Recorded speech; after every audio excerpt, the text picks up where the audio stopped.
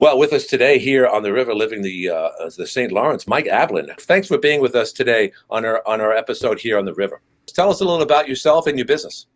Yeah, so I've been in real estate about 5 years now. I got into the business as a real estate investor and realized that if I wanted to be good at being an investor, I needed to get up to speed on everything that there was real estate. So I got my real estate agent license and did both kind of at the same time, and yeah, just went off sprinting. I had a lot of great mentors along the way, and I've been lucky to find a lot of really great people to work with. Shed some light on how the market's been just in the last couple of years, if you don't mind, Mike. It's been strange. It's been crazy. I mean, I love it. We have action now. Before probably the first like 2 to 3 years I was a real estate agent, we would have average days on market. I don't know, anywhere from like 60 to 120 days. Wintertime would come and everything would die down. It was basically like a forced vacation. But ever since COVID, it seems like everyone right now is just, if it was on their bucket list or if it's something that they were meaning to do, they're not waiting anymore. They're just getting it done. So you're saying that a lot of people at this point have made decisions that they wouldn't have normally made unless COVID came around. It kind of changed their whole focus on things, particularly real estate. Everyone's busy, right? Everyone's got a lot going on, job, family, all this and that. And you see a lot of people coming out of this with, different ideas of what they would like their future to look like.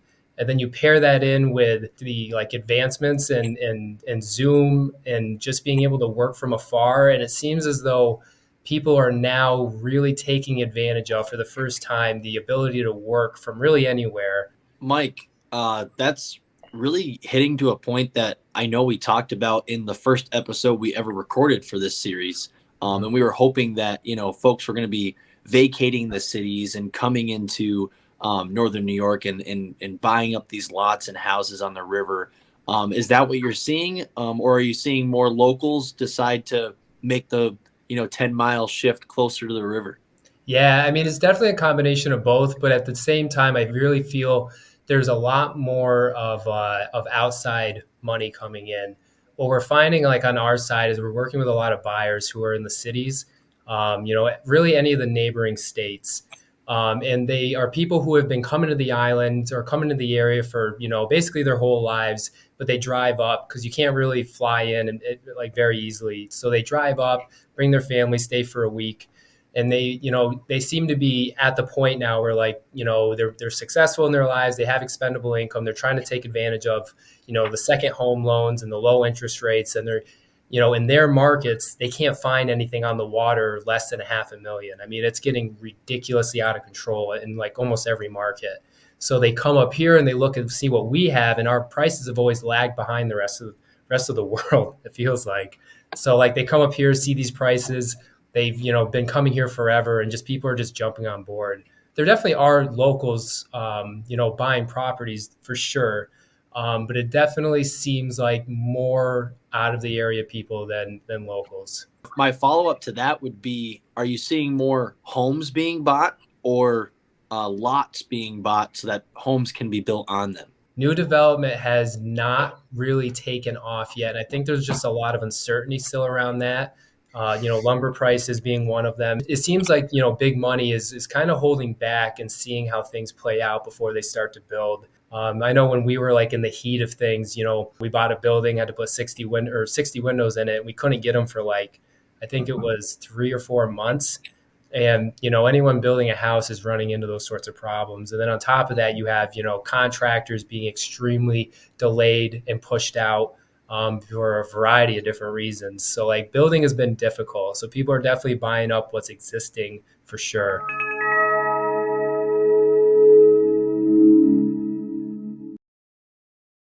How does Marble Key fit into that river life, and what do you guys offer? What do you bring to the table when people come looking for places to buy in this area? How do you guys differ from every other realty company out there? We've moved our attention strictly to the process. So it's like for us, it's just bringing the area back up, not even back up, bringing the area up to 21st century. Yeah. Buying a property on waterfront is a more difficult process because of the water. You have seawalls, you have riparian rights, you have flooding, flood insurance. There's just a lot more to think about and to be aware of than just buying a house in the suburb. So like by using technology, using high quality video, using the virtual reality, using our connections and our expertise, we're hoping to be able to bring basically avoid common issues that people may not end up, discovering during the due diligence period. They end up closing on it, and then they have to deal with it for the rest of the time that they own the property. Like, how do you find people that want to move to the river or to Eastern Lake Ontario communities? How do you find them in other areas to attract them here? So like we have a very heavy presence on, Facebook, Instagram, TikTok, where we're talking about the area, using hashtags and using, other keywords that put this content in front of anyone who, has a profile built out through their like search terms. And that's really what it comes down to, is like Google, Facebook, and all these big, web providers, like they're building profiles on us, and they know exactly what we're looking for because we use their devices to look for it. So they build out the profiles and they show you what they think you want to see. Being on like, your Zillows, Realtors, like all those websites help a lot too. It's not even just about like, hey, I have a house for sale. People are really starting to connect with people who are just living and breathing the area, who are doing interesting things. And it's, an added benefit when you're also a realtor. They feel like they connect with, that they feel like they, that understands them and what they're looking for. And they're doing it by watching what other people are doing and then saying, hey, that looks interesting. I would love that. I would like to go water skiing on the river. Oh, I didn't realize the Thousand Islands literally had over 1,000 islands. Most people don't know this stuff until they discover it on social media. And then once they do, they're hooked and they call us. They must be really surprised. I'm talking about people, like you said, who aren't familiar with the area, where they can get 100 feet or more, even 50 feet of quality waterfront on the river or Eastern Lake Ontario. And, they're expecting to hear this is at least $750,000 to $1 million. Now, don't get me wrong, Mike. There are properties that are worth that and more on the river. But for the most part, are people really surprised with the pricing on riverfront property these days coming from other areas, Mike? Yeah, they're kind of in disbelief. They're like, "What's wrong with it?" Right? I tell them winter, and they're like, "Oh yeah, that makes sense." It's like, so and that's like the thing. But at the end of the day, like everything, like we've always lagged behind in price, and those days seem to be over. I mean, we're still not as high as most other areas, but at the same time, it's picking up, and the secret's out, and the available real estate, waterfront real estate, is drying up quick. And we still have reasonable taxes. Our assessments haven't caught up to what houses are selling for. So, people are still able to get a slice of paradise for, a very, very affordable monthly mortgage, especially now that, short-term rentals have really like caught fire. People are looking at these things and they're like, okay, wait a minute, I can buy this house. I can, stay there all summer. I could stay there 3 or 4 weeks out of the year. And then for the other 11 months, I can rent it out for $200 to $400 a night, which means I'm going to not only pay my mortgage, my taxes, my insurance, my interest, but I'm also going to make a lot of money.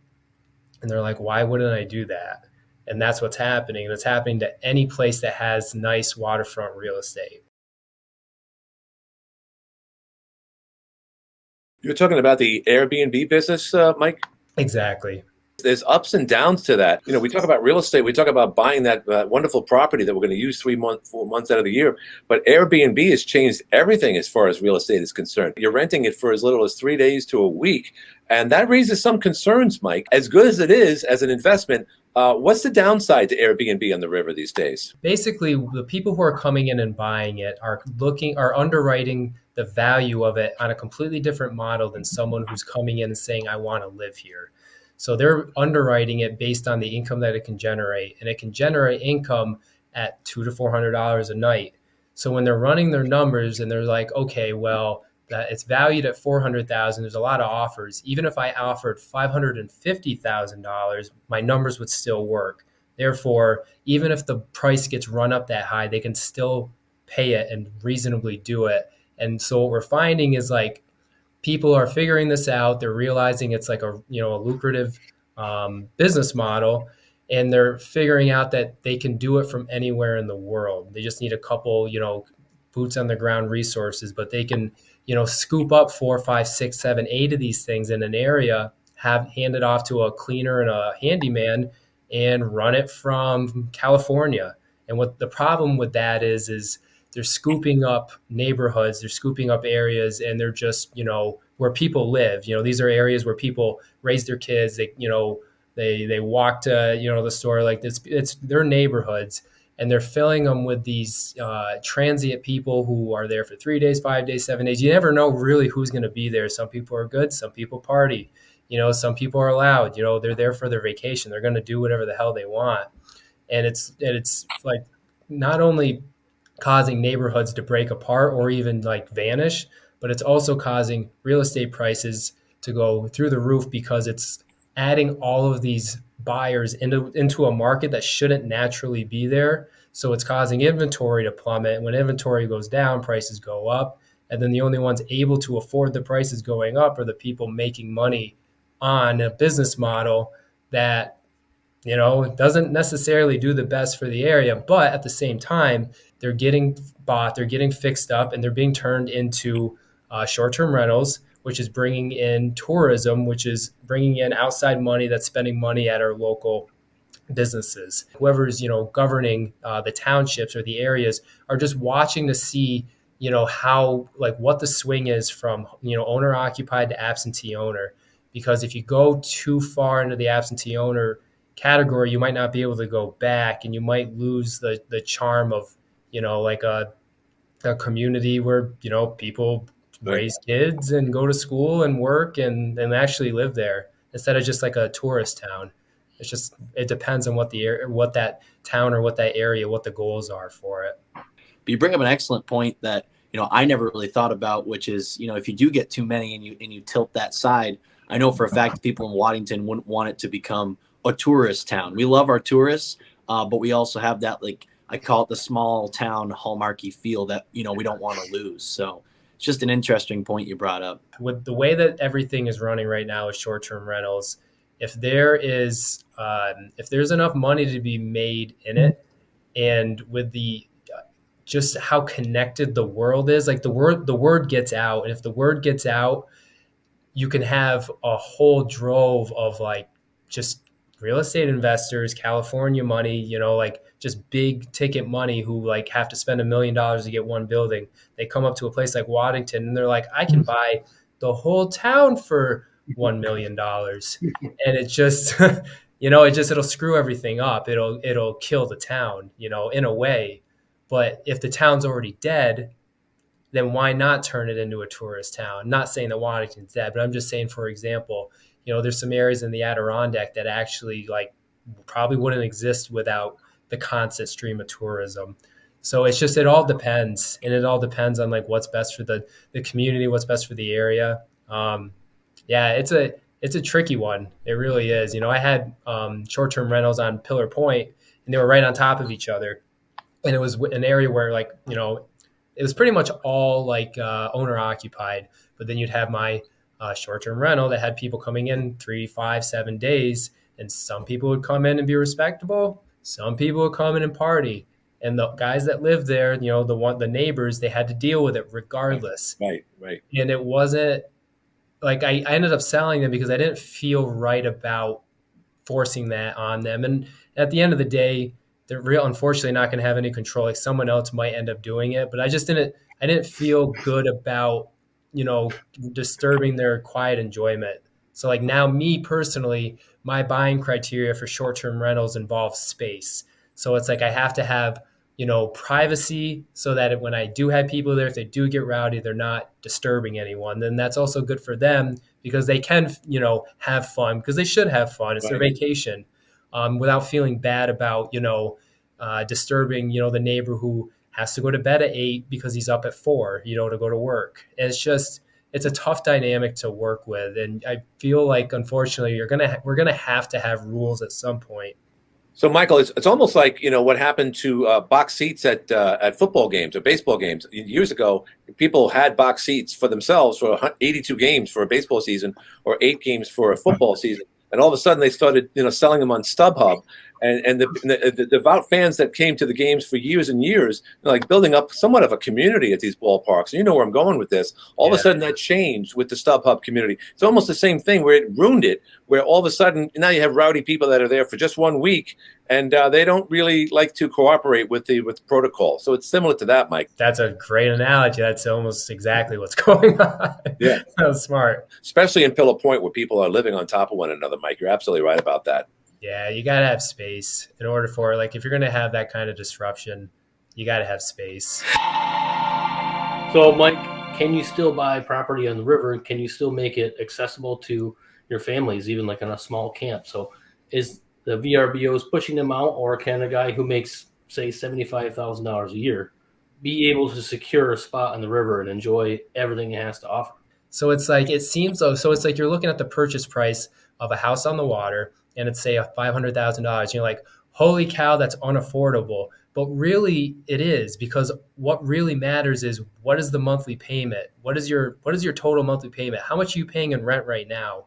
Because if you're paying anywhere from $1,800 to $2,500, why not just spend a little bit more and put your money into an asset on the river that is like, they don't make them anymore. That thing is going to continue to appreciate. That thing is going to be recession proof, inflation proof. I totally think it's still accessible to anyone who's smart with their money. You know, you're not going to be able to just say, oh, well, I suddenly just want a house on the river, even though I've made zero preparation to have one. You've got to say, my goal is to have a house on the river. We're fortunate. It's still attainable for nearly anyone with a halfway decent job who's able to keep their bills under control. All you need is 5 to 20% down and to be able to afford the monthly payment. And then probably the way things have been going, in 1, 2, or 3 years, the house is probably going to be worth like 20 or 30% more than what you paid for just, overnight. You could refinance it, pull all that money back out, and be in it for free. So, Mike, give us your insight on the different types of villages. You mentioned Cape Vincent, a very picturesque town, like so many on the river. Tell us about the other towns on the river that you like to show to people. Yeah, so like the big three seem, well, I'm going to say the big four, but the big three are really Cape Vincent, Clayton, and then like Alex Bay. But Wellesley Island's a pretty cool place too. There's the Guzzler just got, fixed up after the fire. It's ridiculously nice, amazing food. And you've got, a couple other places that you can eat there. And it's just a really pretty place. But in terms of like the towns, like Clayton, Alex Bay, Cape Vincent are the three. And Alex Bay is going through a ridiculous like transformation. It feels like the whole town just got flipped. All the like, kind of slummy houses, that, haven't been repaired in the last, 50 years are getting into the hands of investors. They're fixing them up and they're renting them out Airbnb. Pretty much like every commercial piece of real estate in the town has, been, sold and purchased by, new investors looking to, put in, youthful energy into the area. And even Cape Vincent, Cape Vincent has always been known as like a sleepy town, not much going on, retirement community, but that's coming alive too. One of my friends just bought the Roxbury and it plans on having, opening that up for business and having weddings and events. Going to make it a really cool area. They have the brewery there. That's amazing. They have live music and events and stuff there. They have, some, I think it's Oktoberfest there. That's really cool. There's just a lot going on. And then Clayton's like probably the crown jewel. Clayton's where it's at when we're talking about the river. People fly from all over. They drive from all over to come to Clayton. And, it's finally spreading out along the river to Cape Vincent and Alex Bay. What I'm trying to do, and I think majority of my board is trying to do with this subdivision plan, is to not only just, because there's a part of my board that just wants to get it on the tax roll, sell 135 acres of waterfront property for $100,000 and just get it back on the tax roll. And I'm like, that's stupid. It's going to sit in somebody's hands for 20 some years. Then they might do something with it, or they'll just sell it for a profit. And the town's going to get $2.14 per thousand on whatever the assessment is for the next 20 years. I propose that we actually subdivided it and sell it in 5-acre lots, because who can get 5 acres of prime waterfront property anyway? The VA has a new construction VA loan where they can 100% finance that build. And you could also, I think the next tier is a 3% down if you're a first time home buyer, new construction. And then after, like all of us would have to do a 5%. You know, the board wants to get it back on the tax roll with as many lots as we can get out of the area, but we also want to make it affordable for the regular Joe to be able to purchase. So, Mike, on our first season, we talked at length. We continue to talk at length on how popular the river has become to the greatest anglers, the fishermen in the world, because the fisheries are so darn good. The bass are bigger. People love the area, and they're seeing it on ESPN, Fox, all the sports and outdoor networks. Tell me, what type of effect has that had on people looking at the area as far as real estate and the Airbnb is concerned? I was actually showing a house on Grindstone, and that was like the reason that they were looking at it. They've been coming up and renting on Grindstone for, I don't know, like 10 or 20 years, something like that. And they were going to buy because the fishing was so good. That was the thing. They wanted that the house had to be able to dock, their I don't remember what they had, like 20 something foot boat. But, they bring their entire family up and they come up here and they just fish the whole week. And yeah, they just talk about how great it is. And like, that's what we find with our clients too. They come up here for the first time and they come during summer and fall. They look around like, how does no one know about this place? This is the greatest place in the world. And I'm like, yeah, I know. Isn't it awesome? But you're not going to be saying that come January or February. Whether global warming is a real thing or not, I'm not looking to debate that. But, things are getting warmer. And we're finding that, people, during the summer, they can't handle the heat in these southern states. And they come up here where it's like a cool high 70, low 80, and it's paradise. Now, we know the whole definition behind what a snowbird is, someone who lives in the north and goes down south, typically in their retirement years, and come back. Could you ever see people that live year-round, or at least a big chunk, or call their normal residency in the south, coming up to our area to be like, I guess you could say, snowbirds to the north because the summers are so oppressive elsewhere? Do you see that happening, Mike? The people who run hot, like naturally, they're the ones that they can't take, because I'm down in Florida right now, right? And like the people around here are like, basically like they compare their summers to our winters. They're like, once our summers come around, we can't even go outside. We're just hopping from AC to AC. And then the ones that like run hot, naturally, and then you put them in the summer, they're like, I don't like it here. Like, I need to go to a place where it's cooler. I want to go to a place that has winter. And some people, I feel like it just comes down to how you're made up. But one thing that someone told me years ago, you can never escape the heat. You can escape the cold, but you can't escape the heat, Mike. So again, that's in our favor, I think. Yeah, I definitely would agree with that. You can always put on more clothing. And with like the crazy like synthetic blends like merino wool and stuff like that, you don't even need that much anymore. Like that stuff's pretty crazy. All right, so Mike, in your expertise and you've been monitoring the markets and you're deep in the numbers and the trends, what can we do to spark up that interest and bring people in, but kind of keep it as a secret at the same time? I don't think there's anything, really like, business oriented is fun that gets people out actually on the river. But I really think that like, really scaling up what we think is nice is definitely going to be a necessity. Like having, kind of like attractions where, like Syracuse has the Lakeview Amphitheater, which is an outdoor music venue that is tiered up so that when you're, watching the show, you're also looking out on the lake. Like we need something like that. We need some kind of venue that will bring like music and art and comedy. We need to bring, like attractions to the area, because when we bring those here, people will come. And then after they've spent their energy, they can go out and enjoy the restaurants. They can walk along the water. They can just, hang out their Airbnb and, buy a fire and, hang out with their friends. Leading and lagging indicators. So your lagging indicator is people will start businesses, but we need to attack it at the fundamentals, right? So the leading indicators are where the towns are more business friendly, or they're allowed to get those tax abatements to build a home base for people to recreate out of. So I think that's, if we just go one domino back from where people are trying to attack it and find that lead domino, and that's making it business friendly and accessible to people. And that's at the local level. I mean, we can go write letters to the Chamber of Commerce and start putting those things into action.